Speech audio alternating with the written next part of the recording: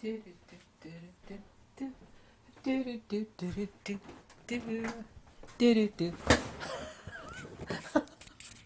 you doing? Haven't had enough caffeine today. How you doing? Actually, I might have had too much. You know, there's not an enormous amount of material from Nikola Tesla on the ether specifically, direct references, but I comb through all the, and I've been through them many times, but I beat myself over the head to find them all again, and I wanted to come to a clearer synopsis, because back in the days of the ancient Greeks there were many different versions of the ether. Some were completely fantastical. You're probably not old enough to remember when people would talk about radio. Now this is a receiver, of course, receiving radio. People would actually talk about broadcast stations being broadcast through the ether, and that was the parlance that they used and still do. Broadcast in the ether or through the ether, but it's not a broadcast in or through the ether, it's a broadcast of the ether itself, because any phenomena, and radio is of course no different than light, except it's invisible to human beings. This is an ether perturbation modality. But anyway, I wanted to go over Nikola Tesla's accurate philosophical and theoretical premise on the nature of the ether. Actually, in quotations back in the day, he spelled it E-T-H-E-R. I don't care how you spell it, A-E-T-H-E-R. I mean, we're not going to start splitting hairs over the spelling of ether. It actually occurs both ways. So let's not split hairs there. Since I'm going to stick ether the way Tesla wrote it in the title. Someone's going to say, ether spelled A-E-T-H-E-R. Well, it is today, but let's not concern ourselves with that. Let's go on to a quotation from Nikola Tesla here in an interview. Said that Tesla says that many scientific minds envisaged the theory of a gaseous ether, but it was rejected again and again because in such a medium longitudinal waves would be propagated with infinite velocity. Lord Kelvin conceived so-called contractile ether possessing properties, on and on. Let me go on to what Tesla thinks about the ether, rather than refuting false views of the ether. Nikola Tesla said, light cannot be anything else but a longitudinal disturbance in the ether, involving alternate compressions and rarefactions. In other words, light can be nothing else other than a sound wave in the ether. And actually, let's stop here for a second, because I've talked about this particular aspect of Tesla's accurate view of cosmic mechanics, because you and I all grew up with the notion that sound is an emission, and of course it's not an emission. Nothing emits sound. Well, sure, it must be an emission because it has a speed. Well, that's actually the rate of induction. And of course, the speed or rate of induction of sound changes, incredibly dense or cool air, or incredibly hot or rarefied air. And we know that it changes velocity under all sorts of other really abnormal conditions that none of us normally ever experience. The same is true of light. Most people don't know this either. Light slows down. However, it's not an emission. It's not actually traveling. It's the rate of induction of the ether itself as against itself. In other words, it's the hysteresis of the ether. Depending on the type of glass, it'll slow down like 30% through glass. And it slows down, the rate of induction slows down through water. But all human beings have a mental defect in that we think that something has a speed, then it must be something that is moving from point A to point B. So every single human being on Earth, and this is a great fallacy of the intellectual inferiority of all human beings. Okay, I'm not pointing anybody out. Atomists. They're thinking that if something has a speed, then it is something tangible, and it's moving from here over to here. Because anything that has a speed must be moving, and if something's moving, then there must be something which is moving. And that's not the case with sound, and nor is it the case with light. If we actually use Nikola Tesla's analogy, where he said light can be nothing other than a sound wave in the ether, what he's saying is that light, and I've said this myself, Nikola Tesla didn't say it this way at all, that light is a coaxial circuit, transverse electrical magnetic, whether it be circular linear polarization relative to a longitudinal refraction and compression along the dielectric, which of course is just ether also. Just as magnetism is the dielectric field, dielectricity and magnetism are a dual entity that are one thing. There are no dualities in nature because that would imply inherent contradiction. They're explicit and implicit manners of speaking about the nature of energy, as specifically meant inertia. We have only two dimensions, by the way, spatial and counterspatial. If something is spatial, then it has mass and magnitude. If it has mass and magnitude, then it partakes of time. But getting back to Nikola Tesla's analogy of the sound wave in the ether, it's accurate because sound is not an emission. When we actually release energy and our vocal cords vibrate, actually there's a perturbation that is set up in the nitrogen and oxygen, conventionally called air, right? And of course we all know about breaking the sound barrier, the movie Right Stuff, if you ever saw that. It was about the earliest days of NASA, and planes breaking the sound barrier, going Mach 2, Mach 3, Mach 4, 4 times the speed of sound, for example, or just breaking the sound barrier. You've ever heard the sonic boom of an airplane breaking the sound barrier? I've heard it more than a few times myself. That's not a speed, it's a rate of induction.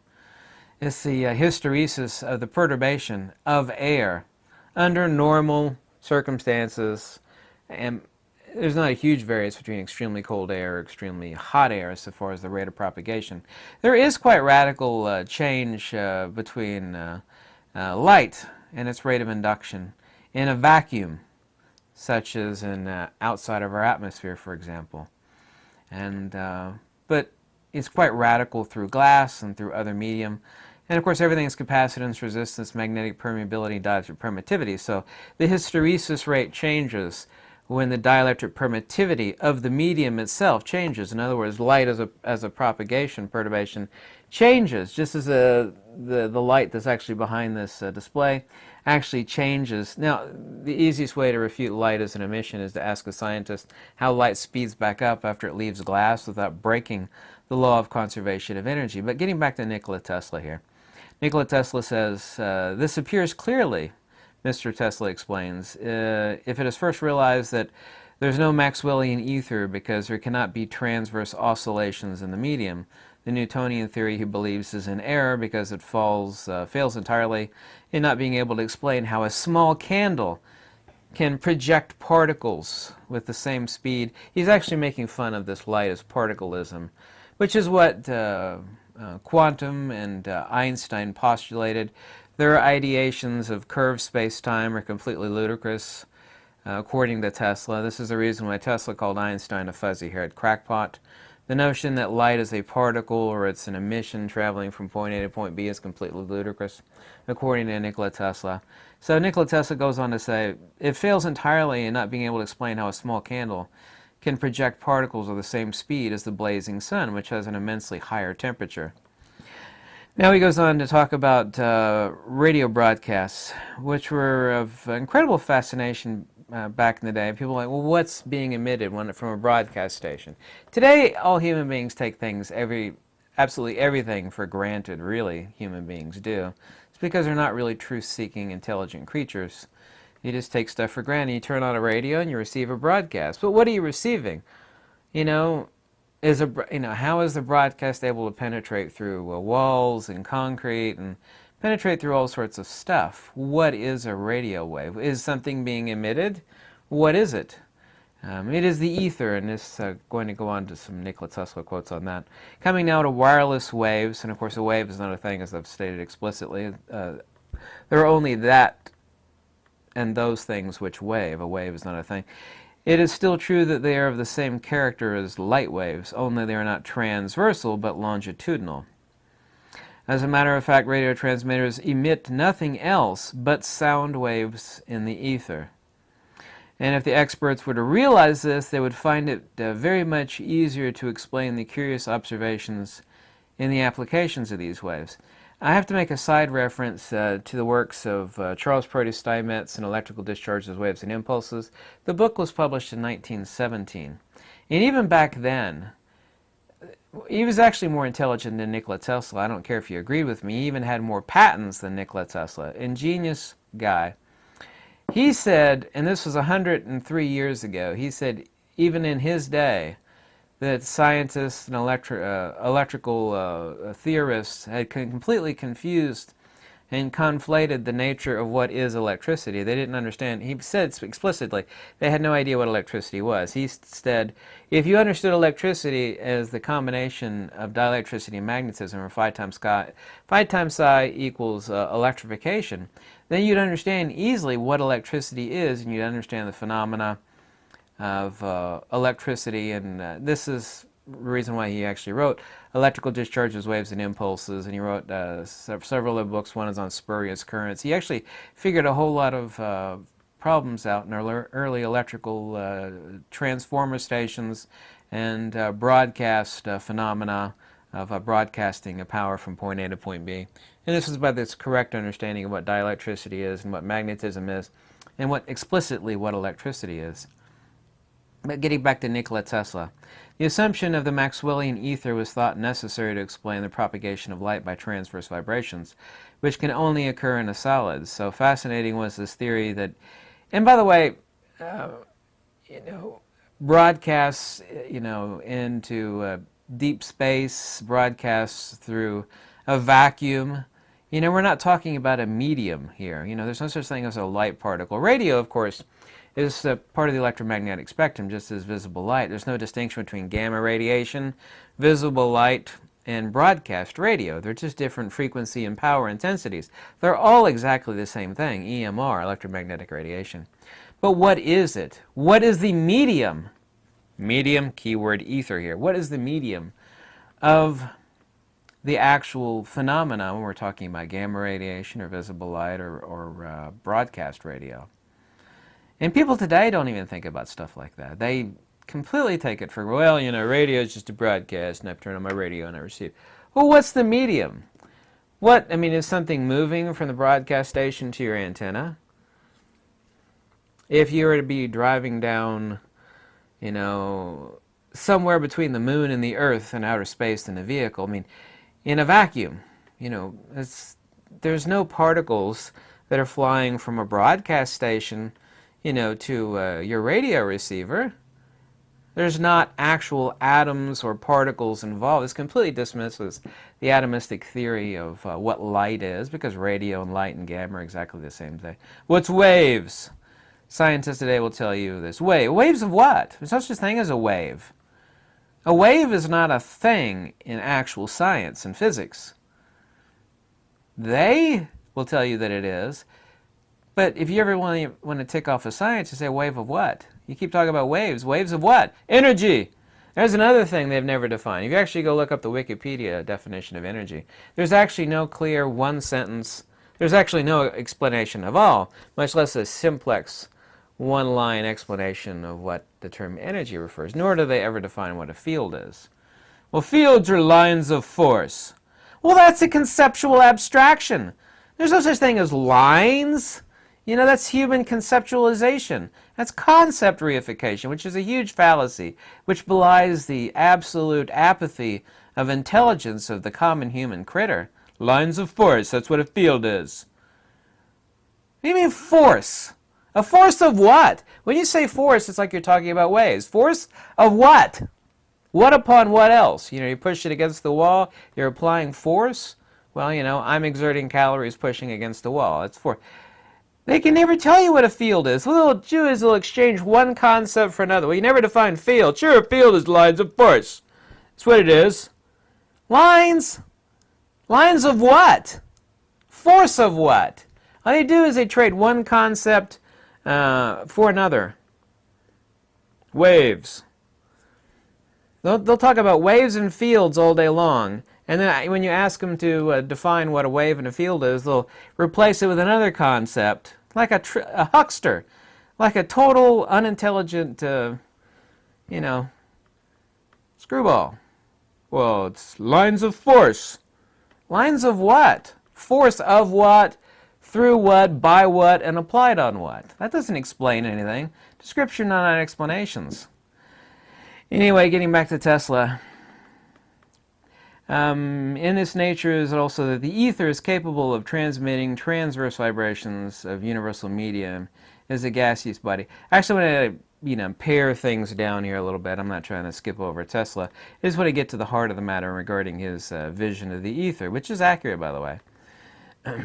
The velocity of any sound wave, which of course is a perturbation of the air, but I'm using Nikola Tesla's word. The velocity of any sound wave depends on a certain ratio between elasticity and density, and for this ether or universal gas, he referred to the gas, the ether as a type of gas, but he didn't literally mean it's a gas.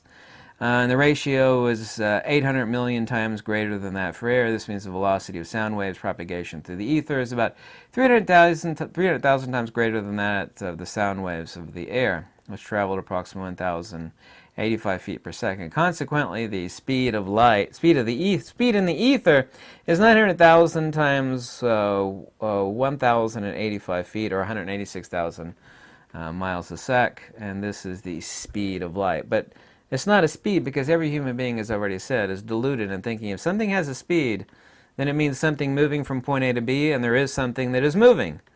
And that's not the case. No one is emitting anything when they actually flap their arms in the middle of a pond and creating waves. Waves of what? Waves in the water. A radio or broadcast station no more emits anything than a person in the middle of a pond does when they flap their arms or flail their arms in the water. Nothing emits light either. Every one of us on this earth, when we turn on a light bulb, we were taught that you're emitting light. Yes. Energy is flowing through that tungsten coil, which is in an argon partial vacuum, i.e. a light bulb. And even LEDs, we could just use a different analogy of a different medium. And light is being emitted. And that's not the case at all. Nothing emits light. Light's not an emission. Sure it is, because it's got speed. Everybody knows that light's a wave-particle duality and is comprised of photons. A photon's an arbitrary conceptual abstraction. There's no such thing as a light particle any more than there's a charge-carrying particle. And that's not my position either. That's the position of Nikola Tesla, James Clerk Maxwell, Charles Brodie Steinmetz, Oliver Heaviside, Eric Dollard, on and on and on. In other words, the greatest minds of electrical field theory. Getting on back to Nikola Tesla, wrapping up on his vision of the ether. According to Mr. Tesla, the present broadcasting station does not propagate Hertzian waves. See, back in the day, they thought broadcast stations were propagating Hertzian waves. And it has always been supposed, but acts more like an ether whistle. This is what Nikola Tesla refers to as a broadcast from a broadcast. An ether whistle, transmitting waves through the ether similar to the waves transmitted by ordinary whistle through the air. Nikola Tesla's analogy of ether perturbation modality, whether that be light or EM or radiation, is perfectly analogous to his sound wave. He calls it sound waves in the ether, i.e. light. Light is just a sound wave in the ether. I mean, that's what Nikola says. And light cannot be anything else but a disturbance in the ether. He called it a sound wave in the ether. I'm trying to remember the exact quote. Okay, as a matter of fact, radio transmitters, same thing as light, emit nothing else but sound waves in the ether. Sound waves, the medium is the air, yeah? The release of energy set up a perturbation in the air we call sound waves. But it's the medium. Nobody emits sound. The speed is a rate of induction or the hysteresis. All ether perturbation modalities, whether it be light, gamma, radio, on and on and on, are nothing other than a specific circuit wave phenomena of the ether itself, as opposed to itself, i.e. the hysteresis of the phenomena and the energy released, and against itself, which would be the hysteresis of the ether, what we conventionally call c, or the speed of light. But it's not a speed, because nothing is being emitted and nothing is traveling from point A to point B. You can never explain the phenomena of light as an emission or a particle or a wave-particle duality, or there are no dualities in nature. Nikola Tesla's analogy is simplex, it's logical, and it's accurate, and it's the only one that accurately explains the nature of the universe. You can never explain light as an emission, a wave-particle duality, a photon, Photons are traveling through the air at the rate of speed of light. That doesn't even explain a third of the phenomena that human beings have witnessed and recreated regarding light. You can't explain it. You can't explain it without breaking the law of conservation of energy. You can't explain redshift and blue shift that way. You cannot explain light itself that way. Nikola Tesla is right.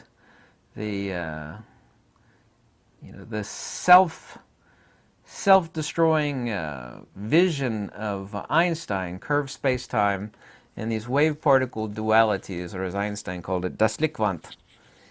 It doesn't. You cannot explain light as a particle or a wave, but together with light and particle, wave and particle, they do. There are no dualities in nature. Mother Nature is not inherently dualistic or self-contradictory, so that cannot be enjoined logically by a halfway intelligent mind. Anyway, Nikola Tesla's analogy is perfect. I cannot think of, over the years, one more perfect than that. People understand, well, nobody understands sound, really. We think we do. Sure, everybody knows sound. All of quantum, by their own admission, is based upon their understanding of what light is and how it works, but they have no idea what light is or how it works. They literally think light is a wave-particle duality photonic emission traveling from point A to point B, and that's not what light is at all. But if you don't believe me, then apparently you're smarter than Nikola Tesla, or Oliver Heaviside, or Charles Proteus Steinmetz. So you can go ahead and attack me if you want, not agree with me, but I don't care. I'm right, and all I'm doing is actually standing up for the very same things, said in a different way, in a more explicit way than Nikola Tesla did about light. Anyway, so that's Nikola Tesla's vision of the ether. It is the medium itself, just as air is the medium of sound. These speeds are not indicative or explicit of things moving from point A to point B, or of something itself moving, or of it being an emission, because all of those are fallacious conclusions. That's because every human being thinks that if something moves, then there is something, and it's being emitted, and that is false. But humanity's just not intellectually evolved yet enough to know those very, very simple, fundamental facts. So I rest my case. I hope you like this video. At the least, I hope it makes you think. Thanks for watching. Goodbye.